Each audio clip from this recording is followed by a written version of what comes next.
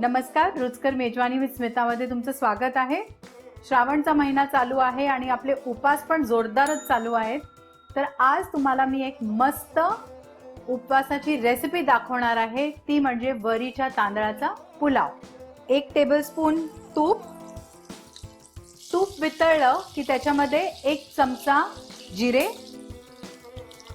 5 हिरव्या मिरच्या उभ्या चिरलेल्या, कढीपत्ता, 1 बटाटा मोठा फोडी केलेल्या बारीक आणि अर्धा वाटी भिजवलेले शेंगदाणे। हे आता सर्व एकत्र मी 1 ते 2 मिनिटं परतून घेणार आहे।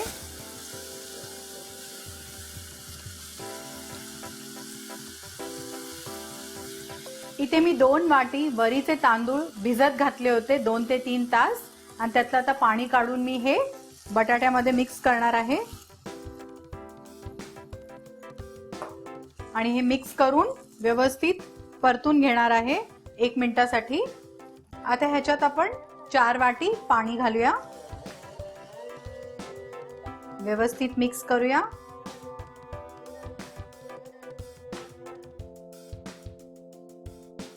आणि ह्याच्यात आता मीठ घालून झाकण लावून त्याला शिजवायला ठेवूया।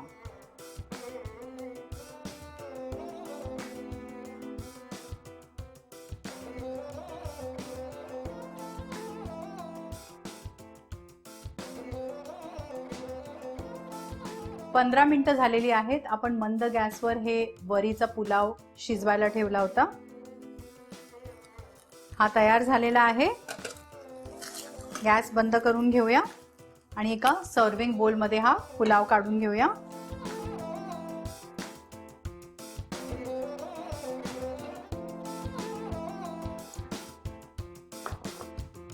बारीक चिरलेल्या कोथिंबीरीने आपण त्याला सजवून घेऊया आणि आपला वरीचा पुलाव तयार आहे। हा तुम्ही एका छान रायत्याबरोबर म्हणजे दही आणि काकडी, जिऱ्याची पूड, मीठ घालून, थोडीशी हिरवी मिरची घालून रायतं बनवू शकता। त्याच्यावर तुम्ही सर्व करू शकता आणि एन्जॉय करू शकता। अशाच मस्त मस्त उपवासाच्या रेसिपीजसाठी रुचकर मेजवानीला सबस्क्राइब करा।